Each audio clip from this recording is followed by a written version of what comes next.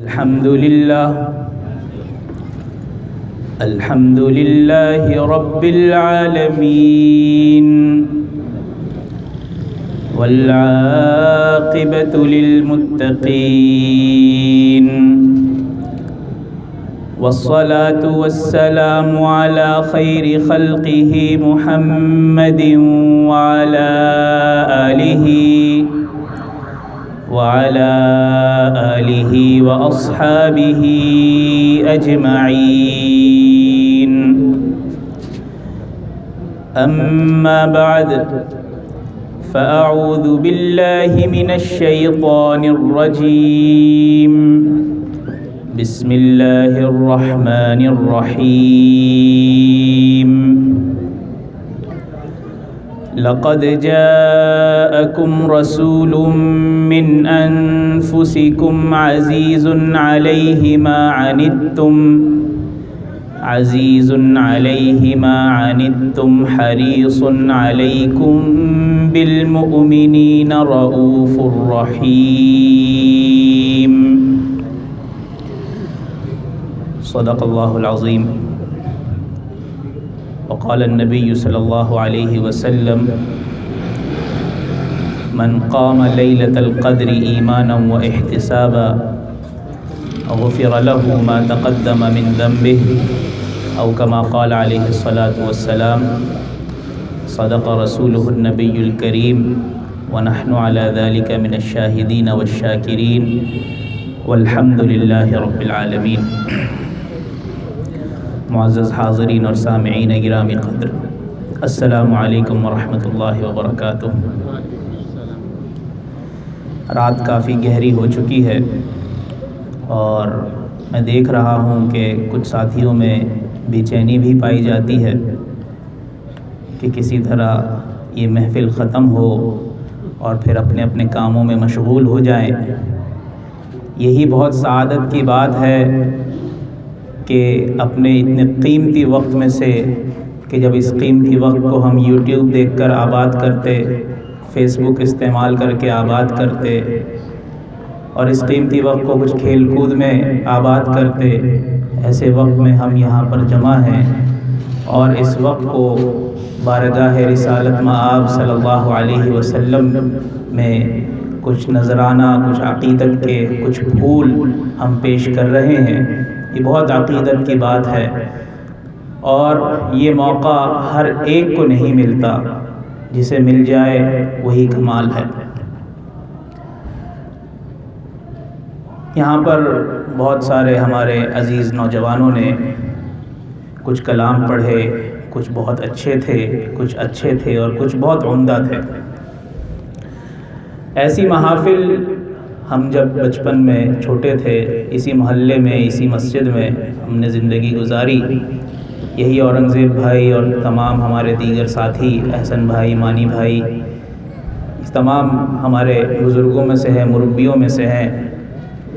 تو یہ محافل اس زمانے میں کثرت سے منعقد ہوا کرتی تھی.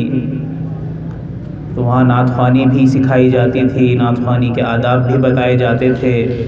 یہاں تک کہ صرف نعت خوانی ہی نہیں، صبح اٹھنے سے لے کر کے رات سونے تک کے جملہ آداب، لوازمات، سنت، مستحبات، واجبات یہ سکھائے جاتے تھے. مگر پھر حالات، پھر اس کے بعد زمانے نے کچھ ایسی تبدیلی، کچھ ایسا پلٹا کھایا، دنیا کچھ اتنی تیزی سے آگے چلی گئی کہ لوگوں کے پاس اب ان چیزوں کے لیے وقت نہیں بچا. مسجد بھی آتے ہیں تو اب بتکلف آتے ہیں، آئے بمشکل فرض ادا کیے اور پھر وہاں سے 9-2-11 ہو گئے.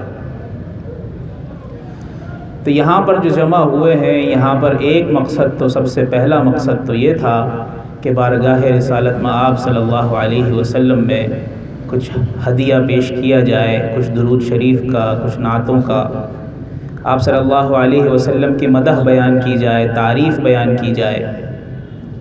اور اس کے ساتھ ساتھ اس نشست کو منعقد کرنے کا مقصد یہ ہے کہ ہم جن نعت خوانوں نے، ہم جن ساتھیوں نے اس میں شرکت کی ہے، ان کی بھی کچھ تربیت ہو، ان کو بھی کچھ آداب، کچھ باتیں، کچھ چیزیں جس کا خیال رکھنا ضروری ہے، ان چیزوں کو سکھایا جائے۔ تو بات یہ ہے کہ ہم مسلمان ہیں، اللہ تعالیٰ نے اسلام کی، ایمان کی اتنی بڑی نعمت ہمیں مفت میں عطا کی ہے، جو اس کلمے کی وجہ سے آج جو لوگ اس دنیا میں مار کھا رہے ہیں، آپ ان سے ذرا اس کلمے کی قدر پوچھئے جا کر، اس دین کی قدر پوچھئے جا کر۔ چین جس کی دوستی کا دم بھرتے ہم تھکتے نہیں ہیں، کیا ہمارے حکمران، کیا ہمارے ادارے، کیا چھوٹے کیا بڑے، ہر ایک اس جو ہمارا پڑوسی ملک چین ہے اس کی دوستی کا دم بھرتے نہیں تھکتے۔ اس ملک میں آپ جا کر دیکھیے کہ مسلمان کس پسماندگی کا شکار ہیں، کس ظلم و ستم کا شکار ہیں۔ کشمیر میں دیکھ لیجئے، فلسطین میں دیکھ لیجئے، شام میں دیکھ لیجئے کہ شام میں تو ہیں ہی سارے مسلمان، حکومت کرنے والے بھی مسلمان ہیں۔ تو اللہ تعالیٰ نے اس دین اسلام کی نعمت کو ہمیں پلیٹ میں سجا کر ہمیں دے دیا ہے، چنانچہ ہمیں اس کی قدر نہیں ہے۔ کس طرح قدر نہیں ہے کہ ہم یہ دین سیکھنا نہیں چاہتے۔ اگر ہم مسلمان ہیں تو ہمیں اپنے اس دین کے بنیادی عقائد کا، بنیادی باتوں کا ضرور پتہ ہونا چاہیے کہ قیامت کے دن جو ہمارا ایمان کا حصہ ہے، ہمارے عقیدے کا حصہ ہے، کہ ایک روز اس انسان نے اس دنیا سے چلے جانا ہے، پھر ایک مدت گزار کر ایک دن یوم حساب ہوگا، جس دن کرسی عدالت پر اللہ رب العزت کی ذات متمکن ہوگی، اور اللہ تعالی ہر بندے سے اس دنیا کی زندگی کا اس سے حساب لے گا۔ دنیا کی زندگی جو اس دارالامتحان میں جو امتحان پیپر سالو کر کے آیا ہے، اس کا ایگزامینیشن ہوگا، اس کی جانچ پڑتال ہوگی، اس کی چیکنگ ہوگی۔ جو پاس ہو گیا وہ جنت میں جائے گا، اور جو رہ گیا اگر اس کے لیے کچھ گریس مارکس کی صورت نکلتی ہے تو اس کو گریس مارکس دے کر پاس کر دیا جائے گا، اور اگر گریس مارکس کی صورت نہیں ہے تو پھر اس کی رپورٹ پھر خراب ہے۔ تو سب سے پہلے بات یہ ہے کہ نعت خوانی میں یا دین کے کسی بھی کام میں، کسی بھی امر میں، کسی بھی عمل میں اس بات کا خیال رکھا جائے کہ رسول اکرم صلی اللہ علیہ وسلم نے جو طریقہ بتایا ہے، آپ صلی اللہ علیہ وسلم سے جو طریقہ منسوب ہے، جو تعلیم آپ نے دی ہے، جو سنت میں پایا جاتا ہے، ان باتوں پر عمل کیا جائے۔ کوئی بھی کام کریں، کوئی بھی عبادت کریں، کہ آپ صلی اللہ علیہ وسلم اٹھتے کیسے تھے، بیٹھتے کیسے تھے، بات کیسے کرتے تھے، کسی سے بات کیسے سنتے تھے، کسی سے مخاطب کیسے ہوتے تھے، پھر آپ صلی اللہ علیہ وسلم کے معمولات کیا تھے۔ معمولات سے مراد یہ ہے کہ عبادات کیسی کرتے تھے، کون سے ذکر اذکار کیا کرتے تھے، کون سے درود شریف پڑھا کرتے تھے، کن باتوں کی تعلیم صحابہ کو دی۔ چنانچہ جو سب سے بڑی کوتاہی ہم کرتے ہیں، وہ سب سے بڑی کوتاہی یہ ہے کہ جب رسول اکرم صلی اللہ علیہ وسلم کا نام نامی ہمارے سامنے پڑھا جاتا ہے تو ہم رسول اکرم صلی اللہ علیہ وسلم پر درود شریف پڑھنے پر تھوڑی سی کیا کرتے ہیں، لاپرواہی کا اظہار کرتے ہیں، کچھ کنجوسی کا معاملہ اختیار کرتے ہیں۔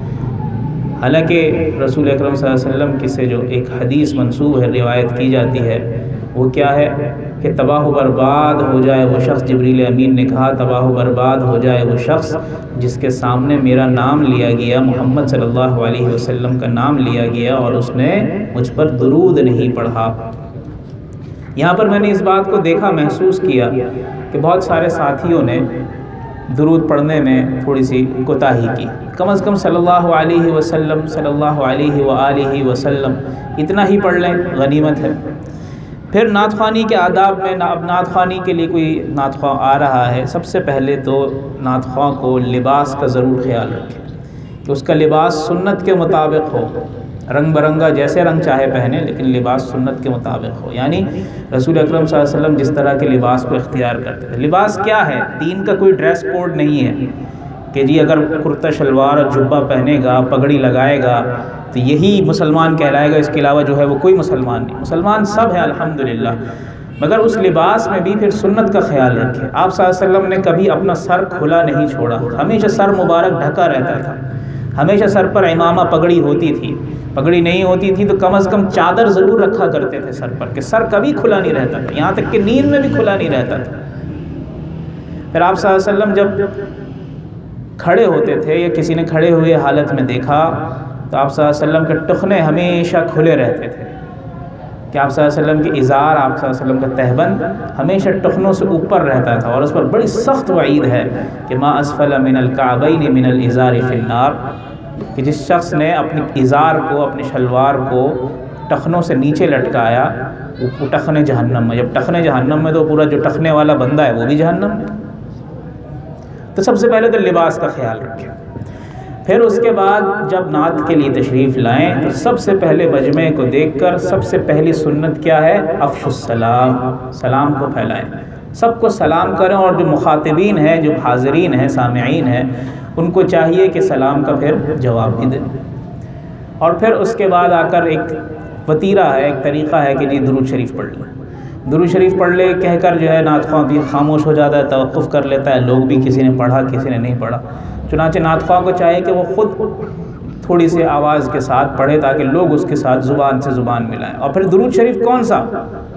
درود شریف وہ جو سب سے افضل درود شریف ہے، ادھر ادھر کا درود شریف نہیں، made in India, made in Pakistan, made in China درود شریف نہیں، بلکہ اوریجنل مدینہ، ریاست مدینہ والا درود شریف، رسول اکرم صلی اللہ علیہ وسلم کا درود شریف۔ کون سا؟ درود ابراہیمی، وہ پڑھے پورا، شارٹ کٹ کے چکر میں نہ پڑھے، وہ درود شریف پڑھے۔ پھر اس کے بعد نعت میں ایسے کلام کا انتخاب کرے کہ وہ کلام پہلے اس کلام کی ادائیگی پر وہ صحیح طرح سے قادر ہو، اس طرح کا کلام نہ پڑھے کہ ایسے الفاظ استعمال نہ کرے کہ جو اس کی زبان سے ادا ہی نہ ہو، وہ غیر کو غیر پڑھ رہا ہے، تو اس طرح تو نمازیں پڑھتا ہوگا غیر المغضوب علیہم، تو گاف اور غین اور خا ان کے جو تلفظ ہے، مخارج ہے، اس کی تصحیح کرے۔ پھر جو کلام پڑھ رہا ہے وہ کلام آیا، وہ کلام کیسا ہے، اس کے اشعار کچھ ایسے تو نہیں کہ جس سے ہم کسی اور طرف نکل جاتے ہوں، کسی اور پارٹی کی طرف چلے جاتے ہوں، کوئی ہمارا چینل سوئچ ہو جاتا ہو۔ چینل سوئچ ہونے سے مراد کیا ہے کہ جن چیزوں کے ہمارے دین میں بنیادی طور پر اجازت نہیں ہے، جن چیزوں کے بارے میں ممانعت آئی ہے، ہم نے ان کو عقیدت اور محبت کے چکر میں کیا کیا ہے کہ اس کو اپنا لیا ہے اور اس پر اپنا ایمان قائم کر لیا ہے۔ بہت ساری ایسی چیزیں ہیں، بہت ساری ایسی باتیں ہیں کہ جو ہمیں عموماً اپنانی نہیں چاہیے۔ پھر اس کے بعد نعت خواں کو یہ چاہیے کہ جب وہ نعت خوانی کرے تو نعت خوانی کے دوران جو نعت کی جو طرز ہے، جس لے میں، جس انداز میں وہ نعت کو پیش کر رہا ہے، وہ کسی غنا، کسی گانے سے مشابہ نہ ہو۔ ایک مشہور کلام ابھی آپ کے یہاں پڑھا گیا، وہ نظر نہیں آ رہا ہے، وہ چلے گئے، بلکہ سارے نعت خواں ہی چلے گئے۔ ہاں وہی قیمتی وقت یہاں بہت قیمتی ہمیں دے گئے، بس وہ بھی غنیمت ہے۔ ایک نعت ہے جو بہت مشہور کلام پڑھا گیا، کون سا؟ جو ہر ایک یہاں پر زبان سے زبان ملا کے پڑھ بھی رہا تھا، اے سبز گنبد والے منظور دعا کرنا، جب وقت نزا آئے دیدار عطا کرنا۔ اس نعت میں جتنی قباحت کہی جائے، بیان کی جائے، اتنی کم ہے۔ مسبب الاسباب کون ہے؟ اللہ تعالیٰ ہے۔ دینے والا کون ہے؟ اللہ تعالیٰ ہے۔ ہماری سننے والا کون ہے؟ اللہ تعالیٰ ہے۔ ہماری مشکلات کو حل کرنے والا کون ہے؟ اللہ تعالیٰ ہے۔ ہماری حاجات کو پورا کرنے والا کون ہے؟ اللہ تعالیٰ ہے۔ تو ہمیں کس کو پکارنا چاہیے؟ اللہ کو پکارنا چاہیے۔ ہم کس کو پکار رہے ہیں؟ اللہ کے حبیب صلی اللہ علیہ وسلم کو پکار رہے ہیں۔ پھر جس طرز میں پڑھی گئی، شاید آپ کو پتہ بھی نہ ہو، غالباً 2016 میں، 16 کی بات ہے نا، جب وہ امجد صابری کو قتل کیا گیا رمضان کے مہینے میں ہی، یہی دوسرا عشرہ تھا، یہ 15ویں 16ویں روزے کو غالباً ایسے ہی تھا۔ 4-5 دن کے بعد اعتکاف شروع ہو گیا 20ویں روزے کی شام سے۔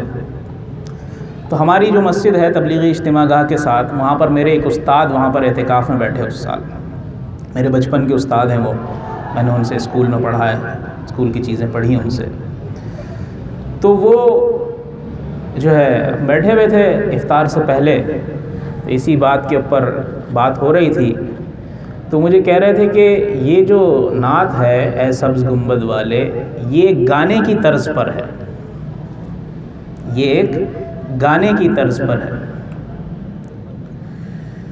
میں نے کہا عجیب بات کرتے ہیں آپ، کیسے گانے کی طرز پر ہے؟ وہ اعتکاف میں بیٹھے ہوئے تھے، پھر انہوں نے مجھے اس گانے کا پورا ناک نقشہ کھینچ کر انہوں نے بتایا کہ فلاں فلم کا ہے، فلاں سنگر نے گایا ہے اور فلاں سال کو ریلیز ہوا تھا، چاہو تو جا کر انٹرنیٹ پہ چیک کر لو۔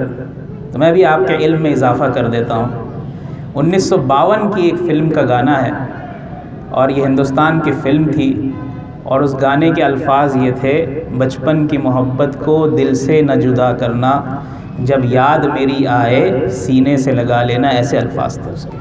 بالکل ہو بہو وہی طرز ہے، چاہے آپ یوٹیوب سے ابھی جا کے چیک کر لیجئے۔ تو نعت خواں ایسے کلام کا انتخاب کرے جس کے الفاظ بھی درست ہو، انداز بھی درست ہو، اور اس کے کیا کہتے ہیں کہ اس کے جو معانی اور مفاہیم ہیں وہ بھی واضح ہوں۔ ایسا کلام نہ پڑھایا جائے جو ذو معنی کلام۔ ایک آخری کلام آپ کے یہاں پڑھا گیا: بے خود کیے دیتے ہیں انداز حجابانہ، آ دل میں تجھے رکھ لوں اے جلوہ جانانہ۔ اس کو نعت سے ایک تھوڑی دیر کے لیے اس کو تصور کریں کہ نعت خوانی نہیں ہو رہی، ایسی اس شعر کو پڑھیں آپ، کون سے جلوہ جانانہ کا تصور آپ کے ذہن میں آتا ہے؟ پھر وہ کون سے انداز حجابانہ ہیں جو آپ کے ذہن میں کھل رہے ہیں؟ اتنا تو کرم کرنا اے چشم کریمانہ، جب جان لبوں پر ہو تم سامنے آ جانا۔ پھر جی چاہتا ہے تحفے میں بھیجوں میں انہیں آنکھیں، درشن کا تو درشن ہو نذرانے کا نذرانہ۔ اس کو ذرا ایک لمحے کے لیے آپ نعت خوانی سے الگ کریں اس کو اور سوچیں اس کو۔ تو یہ ذو معنی کلام کہ جسے کہتے ہیں نا انگریزی میں ڈوئل میننگ، اس طرح کے کلام، اس طرح کے الفاظ نہ استعمال کیے جائیں۔ تو یہ نعت خوانی سے متعلق کچھ گزارشات تھی، اس کی ذرا خیال کیا جائے، اور جو اساتذہ ہیں، جو ہمارے مربی ہیں، ہمارے بزرگ ہیں، ان سے ذرا ضرور اصلاح کی جائے۔ سب سے بڑی جو ہماری علت ہے وہ علت یہ ہے کہ ہم کسی سے پوچھتے نہیں۔ ہم بزوم خیش اپنے آپ میں بہت بڑے علامہ، مفتی اور مجاہد اور فقی اور مجدد ملت و دین اور علامۃ الدار والقار ہیں کہ جتنا دین ہمیں آتا ہے، جتنے بڑے مفتی ملا ہمیں، مسجد کا مولوی، مسجد کا امام کیا بیچتا ہے؟ اور یہ جو ہمارے جتنے نعت خواں تھے سارے بیچارے ٹین ایجر تھے، اس عمر میں تو اپنا باپ بھی بیوقوف نظر آ رہا ہوتا ہے بچے کو۔ تو ضرورت اس بات کی ہے کہ سب سے بڑی چیز ہے صحبت، اساتذہ کی، بزرگوں کی، مشائخ کی صحبت اختیار کی جائے، اور سب سے بڑی جو صحبت اختیار کی جائے، سب سے زیادہ جس کی بات سنی جائے، وہ تو آپ کے والدین ہیں۔ والدین کے ہم سنتے نہیں، پوری دنیا کی سنتے ہیں، دوستوں کی سنتے ہیں، یاروں کی سنتے ہیں، کلاس فیلوز کی سنتے ہیں، ادھر ادھر کے سنتے ہیں، لیکن ماں باپ کے نہیں سنتے۔ سب سے بڑی بات ضرورت کس چیز کی ہے؟ والدین کو سنا جائے، ان کی مانی جائے۔ اب اس کے بعد آخر میں رمضان کا مہینہ اللہ رب العزت نے ہمیں عطا فرمایا، بڑی رحمتوں برکتوں والا مہینہ ہے۔ آج اس کے دوسرا عشرہ مغفرت کی آخری رات ہے، اس رات کے بھی چند لمحات باقی ہیں، تھوڑی دیر میں عشرہ مغفرت بھی ہم سے جدا ہو جائے گا۔ اپنے آپ پر غور کیجئے، احتساب کیجئے کہ ان گزشتہ 19 دنوں میں، 20 راتوں میں آپ نے اس وقت کو کتنا آباد کیا، اس سے کتنا فائدہ اٹھایا۔ میں اپنے رمضان کے بیانات میں کہتا رہتا ہوں کہ پہلے زمانے میں جب اللہ کے بزرگ، اللہ کے اولیاء ایک جگہ جمع ہوتے تھے، کسی محفل میں جمع ہوتے تھے، تو وہ ایک دوسرے کی سینیورٹی کا اندازہ کیسے لگاتے تھے؟ ایک ہی فیلڈ کے کئی لوگ جمع ہیں، کیسے پتہ چلے گا کون سینئر ہے، کون جونیئر ہے، کون بڑا ہے، کون چھوٹا ہے، کون نیا ہے، کون پرانا ہے؟ تو سینیورٹی کا اندازہ ہوتا تھا کہ کس نے اپنی زندگی میں کتنی مرتبہ رمضان کا مہینہ پایا۔ اگر کسی نے 25 دفعہ پایا تو اچھا بھائی آپ کی زندگی میں 25 دفعہ رمضان آیا۔ بلوغت کے بعد کتنی دفعہ آپ کی زندگی میں رمضان آیا؟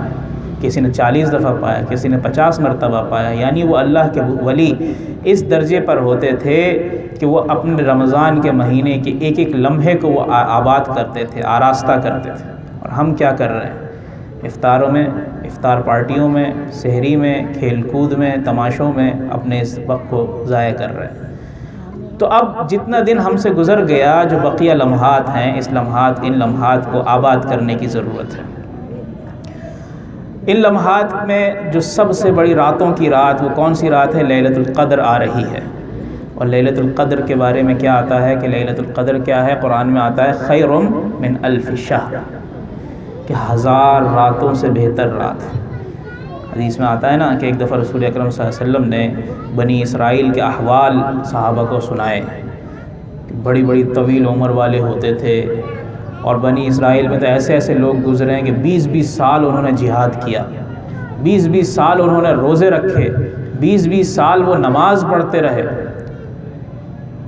تو صحابہ نے کہا اللہ کے رسول ہمیں یہ فضیلت کیسے عطا ہوگی جب ان کو اتنی فضیلت مل گئی اور ان کی عمریں بھی طویل ہوا کرتی تھی؟ ہماری تو عمریں مختصر ہے، 50 سال، 55 سال، 60 سال، 70 سال، ہمیں کیسے یہ فضیلت عطا ہو؟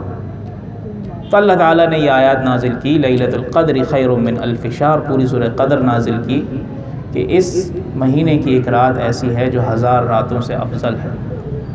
کہتے ہیں کہ پہلے زمانے میں یہ لیلۃ القدر لوگوں کو معلوم تھی، صحابہ کو معلوم تھی۔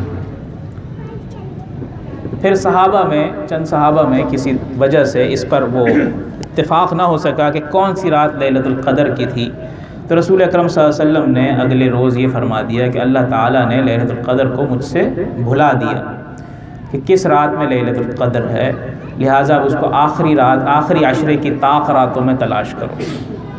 تو لیلۃ القدر کے حوالے سے ایک بات میں آپ کے گوشِ گزار کر دوں، وہ یہ ہے کہ لیلۃ القدر جو ہم نے ایک پکا وہ ہم نے مخصوص کر لیا ہے کہ جو 27ویں کی رات ہی لیلۃ القدر ہے، 27ویں رات ہی لیلۃ القدر ہے۔ 27ویں رات کا لیلۃ القدر منحصر ہونا یہ ٹھیک نہیں ہے، یہ درست نہیں ہے۔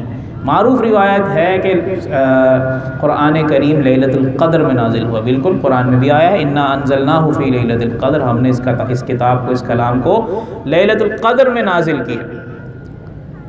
تو لیلۃ القدر وہ کون سی رات تھی؟ مفسرین کرام نے، مؤرخین نے، سیرت نگاروں نے لکھا ہے وہ لیلۃ القدر کی رات رمضان کی 23ویں شب تھی، 27ویں نہیں، 23ویں شب تھی۔ تو ایک عرصے تک مسلمانوں کا اس پر اتفاق تھا کہ لیلۃ القدر اگر ہونے کے چانسز سب سے زیادہ ہیں وہ 21ویں رات میں اور 23ویں رات میں سب سے زیادہ چانسز ہیں۔ تو لہٰذا صرف 21ویں 23ویں نہیں، یا صرف 27ویں نہیں، جو 5 راتیں ہیں ان کو آباد کرنا ہے۔ اور اس آباد کرنے کا سب سے بہترین طریقہ ہے کہ بندہ مسجد میں اعتکاف میں بیٹھ جائے، کہ اعتکاف میں اگر خدا نہ خواستہ کسی رات کو وہ سو بھی رہا ہے تو معتکف کا سونا بھی عبادت ہے، معتکف کا سونا بھی عبادت ہے، لیکن اس عبادت وہ وبال بھی بن جاتا ہے۔ پتہ چلا کہ جی وہ معتکف فجر کی نماز ہو رہی ہے اور معتکف حجرے میں پڑا سو رہا ہے۔ مجھے اپنی مسجد میں 2 سال ہو گئے، ہاں 2 سال ہو رہا ہے۔ ایک صاحب نے آ کر مجھے کہا کہ جی یہاں پر تو بڑا گھپلا ہے۔ گھپلا کیا ہے کہ جی وہ فجر کی نماز ہو رہی ہے مسجد میں اور معتکف سو رہے ہیں اپنے حجرے میں، تو آپ کچھ کہیں۔ میں نے کہا جی میں تو ذمہ دار نہیں ہوں اس چیز کا، جو اعتکاف کے جو ان کے منتظمین ہیں آپ ان سے کہیں، وہ اس بات کو، اس مسئلے کو حل کریں کہ معتکفین کیا کر رہے ہیں، کیوں سو رہے ہیں۔ لہٰذا معتکف کا سونا بھی عبادت ہے، مگر اگر وہ کسی فرائض میں تنگی کرتا ہے، کوتاہی کرتا ہے، تو اس کا پھر یہ سونا بھی، اس کا یہ آرام بھی کیا بن جائے گا، اس کے لیے وبال بن جائے گا۔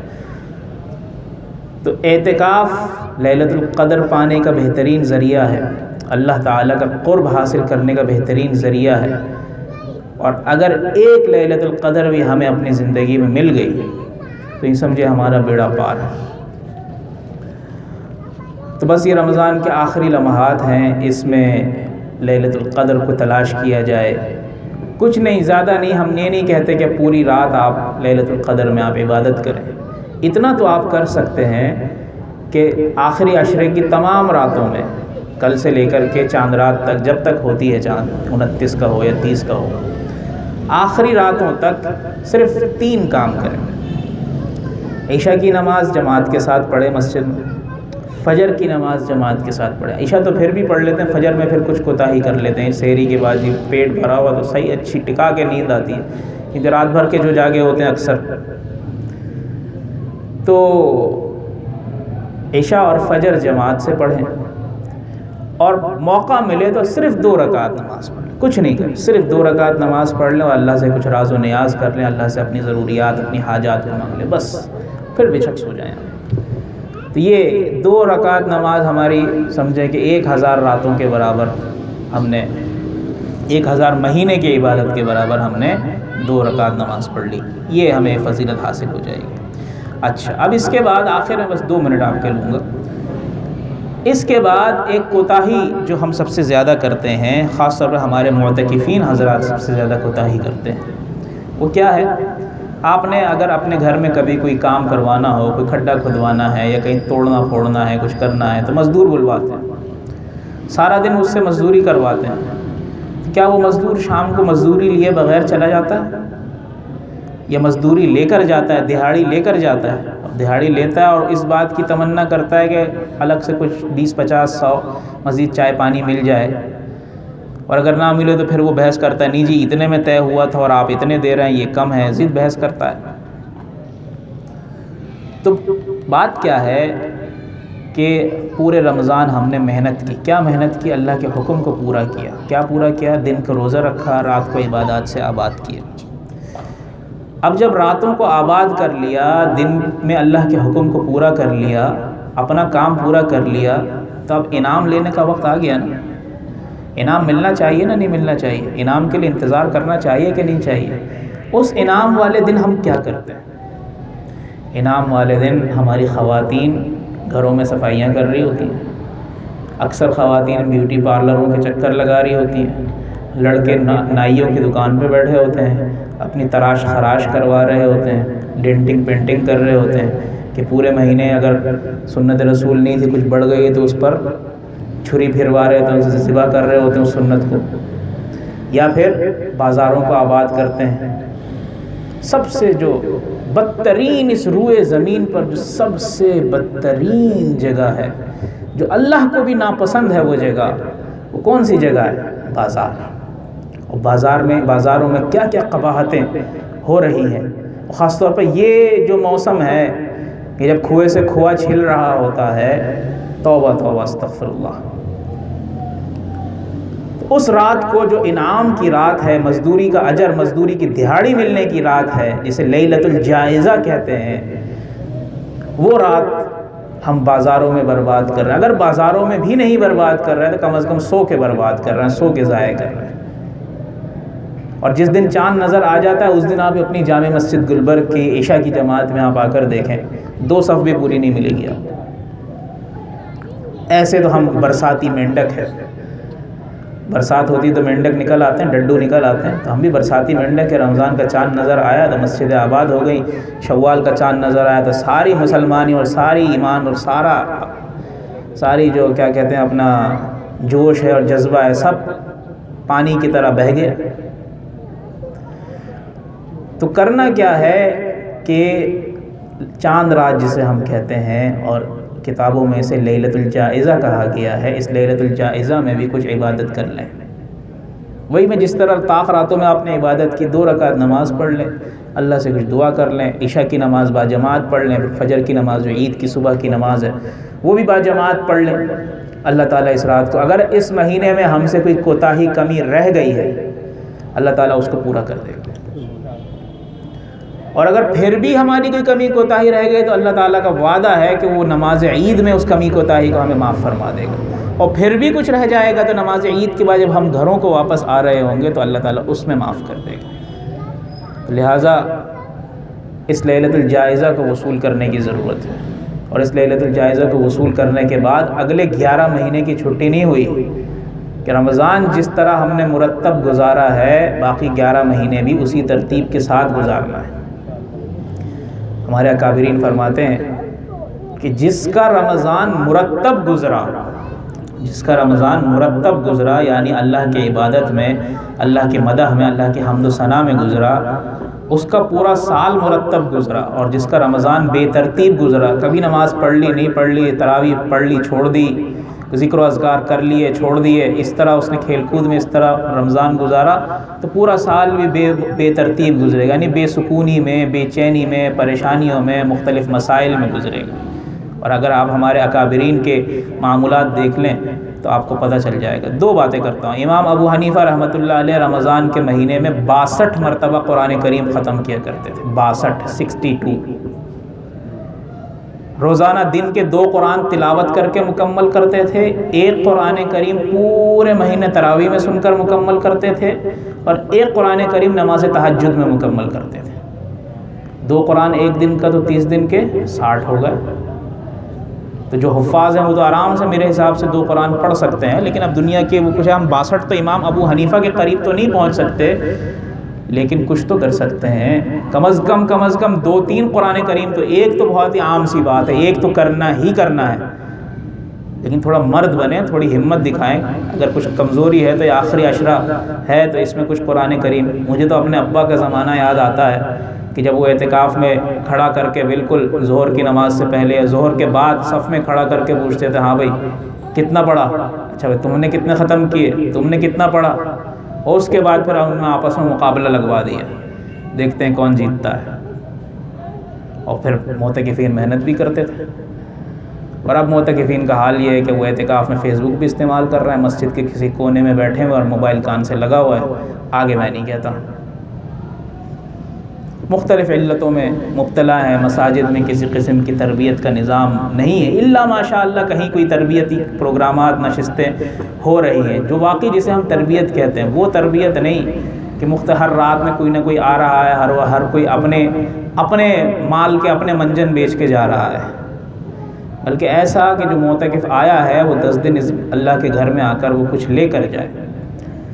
بہرحال تو پورا سال مرتب گزار رہے۔ ایک تو امام ابو حنیفہ رحمۃ اللہ علیہ کی بات ہوئی، شیخ الحدیث زکریا رحمۃ اللہ علیہ کے بارے میں آتا ہے کہ بچپن کا ان کا ایک دوست تھا، وہ ان کے پاس آیا ایک دن ملنے کے لیے،